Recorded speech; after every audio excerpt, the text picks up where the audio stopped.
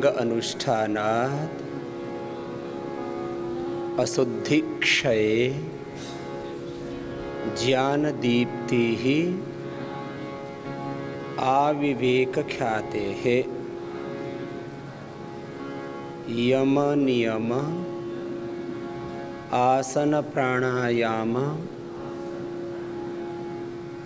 प्रत्याहार धारणा ध्यान समाधयः अष्टौ अंगानि अहिंसा सत्य अस्तेय ब्रह्मचर्य अपरिग्रहाः यमाः शौच संतोष तपः स्वाध्याय ईश्वर प्रणिधानानि नियमाः। महर्षि पतंजलि कहते हैं योगांगों की अनुष्ठान करने से अशुद्धि का तब तक क्षय होता रहता है जब तक कि विवेक ख्याति नहीं हो जाती, यथार्थ बोध नहीं हो जाता, निर्भ्रांत ज्ञान जब तक नहीं हो जाता, पूर्ण प्रकाश जब तक नहीं हो जाता, तब तक साधक के ज्ञान की, संवेदनाओं की, कर्मों की, आचरण की शुद्धि होती रहती है। अशुभ का क्षय होता रहता है, शुभ का उदय होता रहता है। इसी को शास्त्र में दूसरी तरह से कहा, तम योगम इति मन्यन्ते स्थिराम इंद्रिय धारणाम अप्रमत्तस्तदा भवति योगो ही प्रभवाप्यय। और इस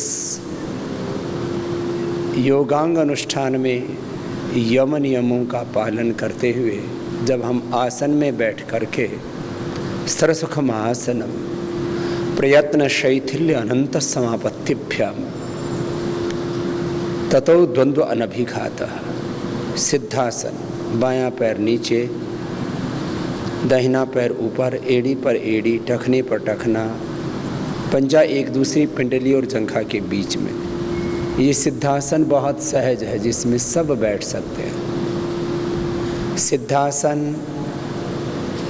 सुखासन या पद्मासन में सीधे बैठ करके स्थिर स्थिरतापूर्वक, सुखम सुखपूर्वक, स्थिर सुखम आसनम, यह आसन। प्रयत्न शैथिल्य, प्रयत्न को शिथिल कर दे। अनंत समापत्तिभ्याम, अनंत ब्रह्म के प्रति समापत्ति माने एक रूपता, समाहितता, तल्लीनता, तद्रूपता।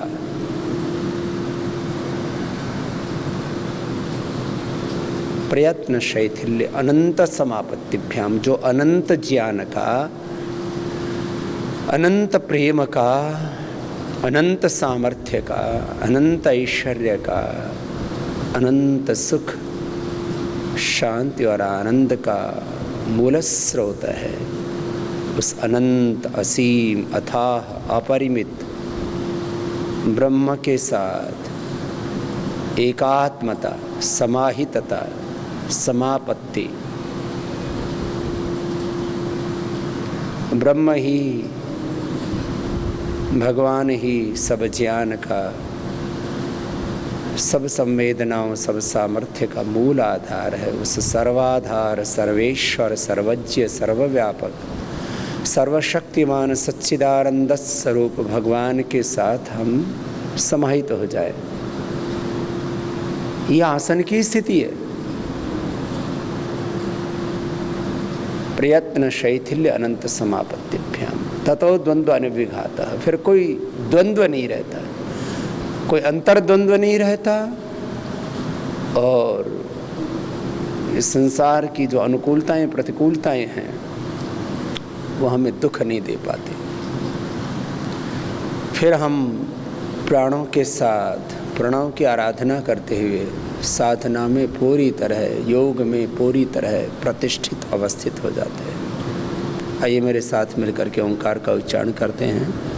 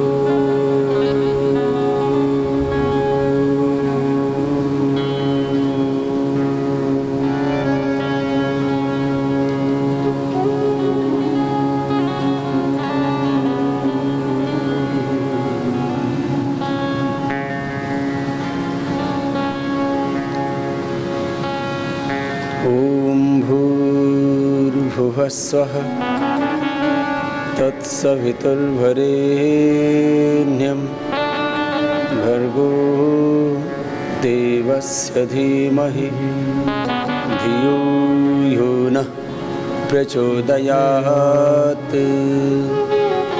ॐ त्र्यम्बकं यजामहे सुगन्धिं पुष्टिवर्धनम् उर्वारुकमिव बन्धनान् मृत्योर्मुक्षीयमामृतात्। ॐ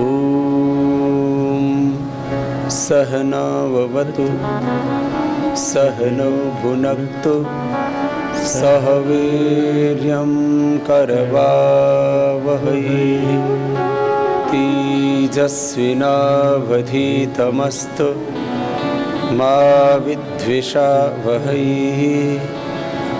ॐ असतो मा सद्गमय तमसो मा ज्योतिर्गमय मृत्योर्मा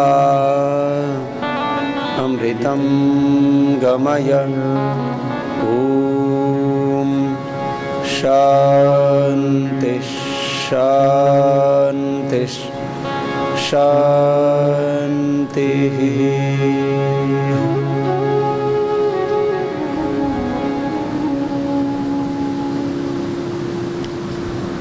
प्राणायाम के, ध्यान के, साधना काल के योगाभ्यास के क्रम में सबसे पहले भस्त्रिका प्राणायाम करते हैं।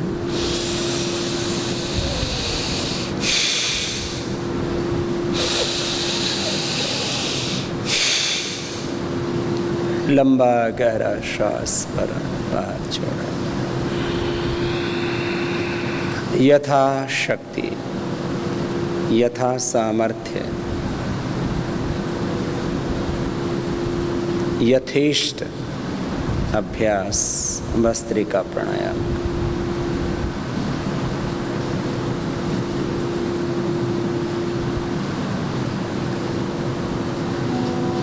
जो रोगी हैं वो सामान्य गति से करें, जो निरोगी हैं वो मध्यम गति से करें, और जो योगी हैं, जो युवा हैं, बलवान हैं, ऊर्जावान हैं, वे तीव्र गति से भी कर सकते हैं।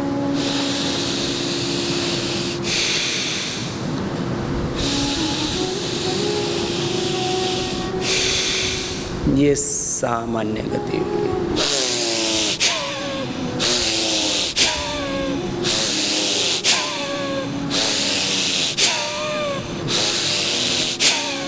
ये मध्यम गति हुई। ऐसे लगभग 5 मिनट तक निरंतरता के साथ में, पूर्ण सामर्थ्य के साथ, पूर्ण वेग के साथ, तीव्र संवेग के साथ में जब हम प्राणायाम का अभ्यास करते हैं,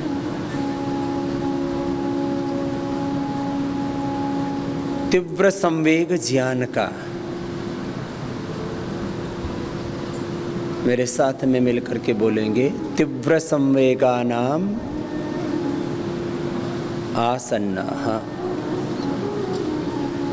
ज्ञान का तीव्र संवेग, संवेदनाओं का तीव्र संवेग या कर्म का तीव्र संवेग, ये 3 ही बड़े सामर्थ्य हमारे पास में। एक ज्ञान का सामर्थ्य, दूसरा भावनाओं का सामर्थ्य और तीसरा कर्म का सामर्थ्य।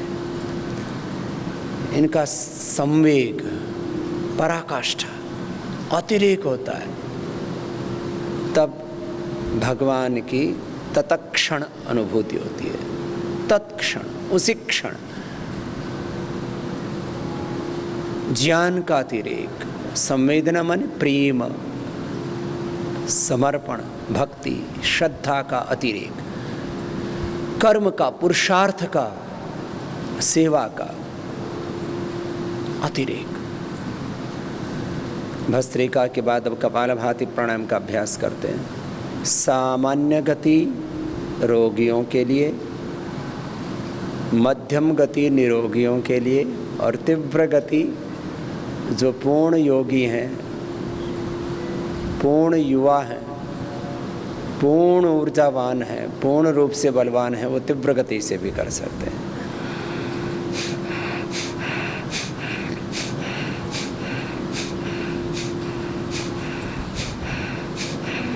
ये सामान्य गति हुई कपालभाति की। ये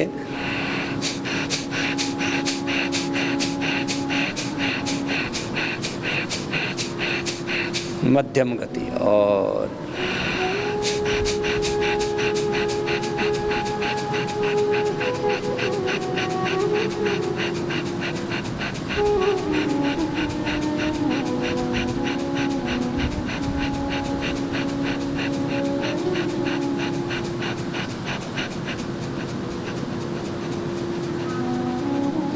ऐसे तीव्र संवेग पूर्वक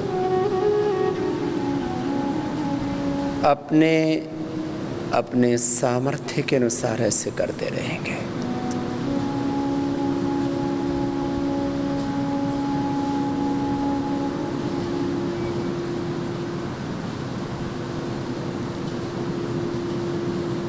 हमारे व्यक्तित्व का, अस्तित्व का एक हिस्सा है शरीर।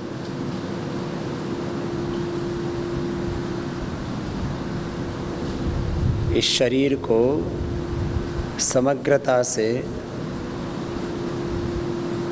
जब समझते हैं तो इसमें है 5 ज्ञानेंद्रियां, 5 कर्मेंद्रियां। शरीर से, कर्मेंद्रियों से, ज्ञानेंद्रियों से, अंतःकरण चतुष्टय से, आत्मा से,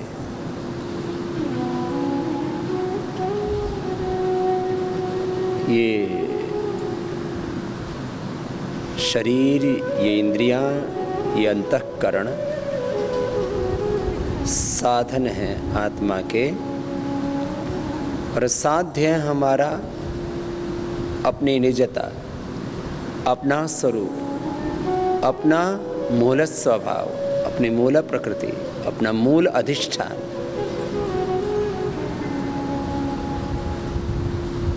अपनी निजता से अभिप्राय है, अपने मूल स्वरूप से, मूल स्वभाव से, मूल प्रकृति से अभिप्राय है।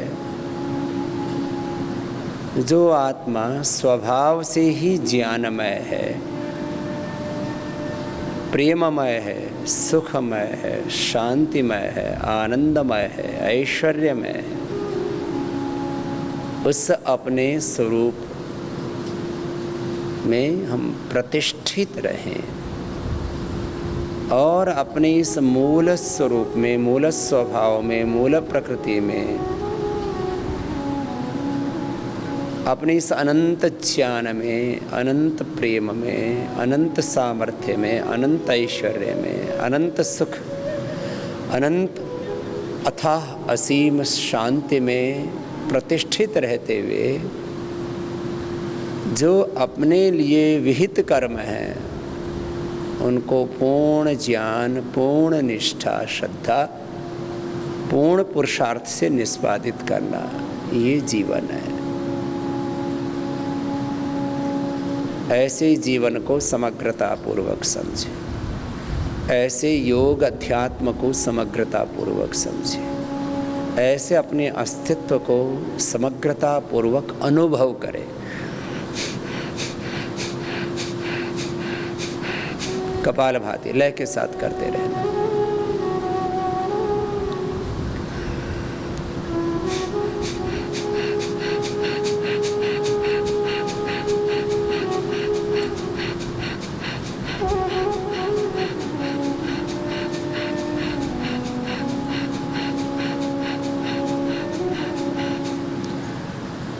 अष्टांग योग के पालन से हठ योग की,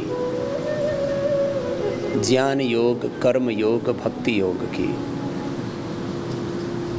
या एक वाक्य में कहें तो संपूर्ण योग की सिद्धि हो जाती है। अष्टांग योग को ही शास्त्रों में ज्ञान योग, कर्म योग, भक्ति योग, अष्टांग योग को ही राजयोग कहा गया है। अष्टांग योग में ज्ञान योग, कर्म योग, भक्ति योग, हठ योग, सारे योग समाहित है। शब्दांतर से अष्टांग योग को ही राजयोग कहा गया है। शब्द का भेद है मात्र, तात्पर्य एक ही है। उर्दू में बोले तो जुबान का भेद है।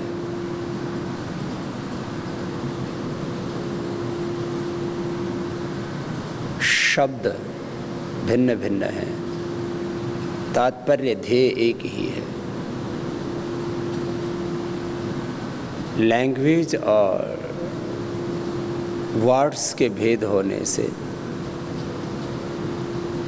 भाषा और शब्दों के भेद होने से तत्व का भेद नहीं हो जाता। पानी के अनेक नाम हैं,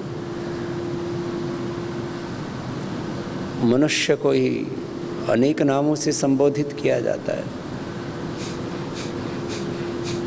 शरीर को, इंद्रियों को, मन को, आत्मा को, परमात्मा को, इस पूरे अस्तित्व को भी अनेक नामों से संबोधित किया जाता है। चाहे कोई व्यक्ति हो, चाहे कोई वस्तु हो, चाहे व्यक्ति और वस्तुओं से जुड़ा हुआ ये पूरा अस्तित्व, इसके छोटे बड़े घटक और उन वस्तुओं और व्यक्तियों से निर्मित भिन्न भिन्न परिस्थितियां, उनको अनेक नामों से कह दिया जाता है। लय के साथ करते रहे। यम, नियम, आसन, प्राणायाम, प्रत्याहार, धारणा, ध्यान, समाधि पूर्वक हम समाहित हो जाते हैं अपने स्वरूप में। ये योग है। अब इस योग को,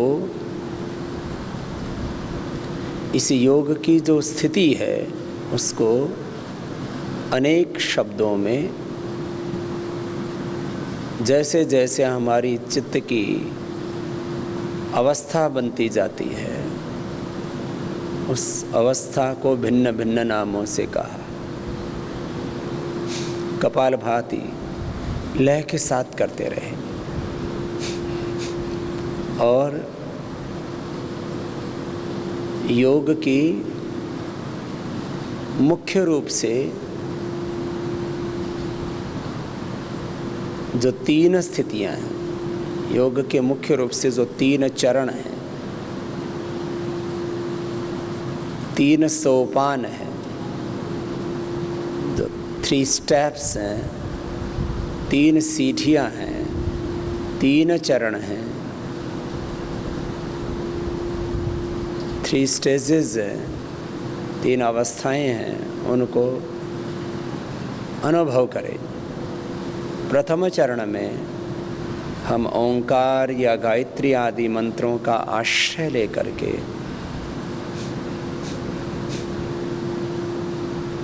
उनकी अर्थ भावना पूर्वक भगवान में प्रतिष्ठित होते हैं। तस्य वाचकः प्रणवः तज्जपस्तदर्थ भावनम्। ओंकार या गायत्री आदि मंत्रों का आश्रय लेकर के अर्थ भावना पूर्वक भगवान में प्रतिष्ठित हो जाना, भगवान के एकत्व में समाहित हो जाना, तल्लीन हो जाना, तद्रूप हो जाना, एक रूप हो जाना।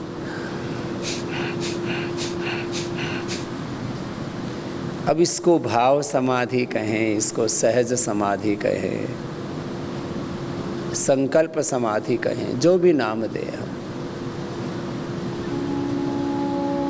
जिस शब्द से, जिस नाम से हम सत्य से जुड़ जाए, वो शब्द, वो नाम, वो भाव हमारे लिए ज़्यादा उपयुक्त है।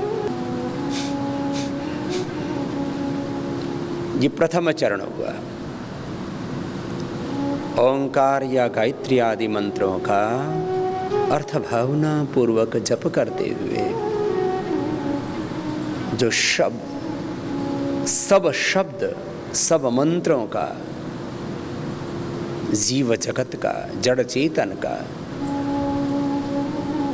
व्यष्टि समष्टि का, पिंड ब्रह्मांड का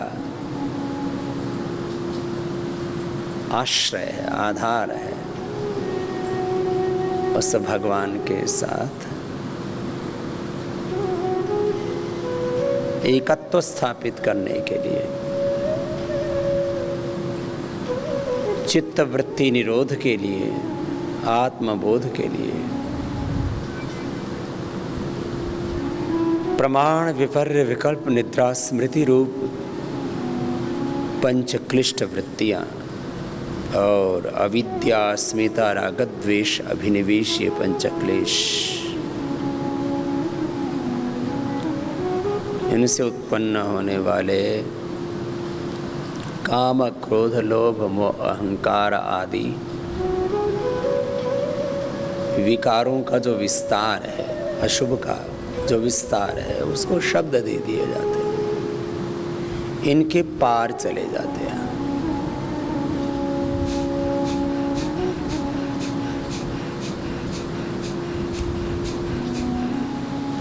ये प्रथम चरण हुआ। ओम का आश्रय लिया। ओम माने सर्वरक्षक, ओम माने सर्वाधार, सर्वेश्वर, सर्वव्यापक, सर्वशक्तिमान परमात्मा। ओंकार। ओम माने अंतर से, हृदय से जब हमने स्वीकार कर लिया कि परमात्मा ही सर्वाधार है, सर्वेश्वर है, हृदयेश्वर है, प्राणेश्वर है, जगदीश्वर है, सर्वेश्वर है, तो फिर भगवान के अनंत गुण कर्म स्वभाव का चिंतन करते हुए भगवान को ही सब ज्ञान का, सब संवेदनाओं का, सब सामर्थ्य का, सब ऐश्वर्य का, सब सुख शांति आनंद का, सर्वस्व का, सर्वस्व का आधार मान करके स्वीकार करके उसमें समाहित हो गए।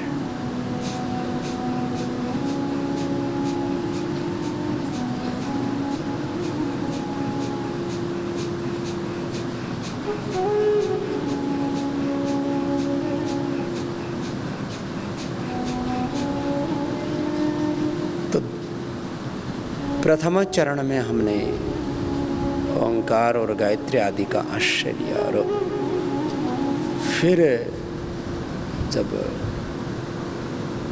ये भाव गहरा प्रतिष्ठित हो गया, यही दूसरा चरण है। इसको भाव समाधि, विचार समाधि, सहज समाधि, जो भी हम नाम दें, ये स्थिति बन जाती। कुछ क्षणों के लिए हम भगवान के साथ पूरे समाहित हो जाते हैं। भगवान की स्तुति माने भगवान की महिमा को स्वीकार करते करते उससे प्रीति हो जाए। प्रार्थना मात्र जब भगवान को सर्वस्व स्वीकार कर लिया तो एहसास हुआ कि जो कुछ मुझ में है, ज्ञान, संवेदनाएं, सामर्थ्य, ऐश्वर्य, विद्या, विभूति, गुण, सामर्थ्य, सबका आधार भगवान है। तो फिर निराभिमानिता आती है, अहंकार शून्य हो जाते हैं और भगवान की उपासना घटित हो जाती है। भगवान की स्तुति, प्रार्थना, उपासना में लीन हो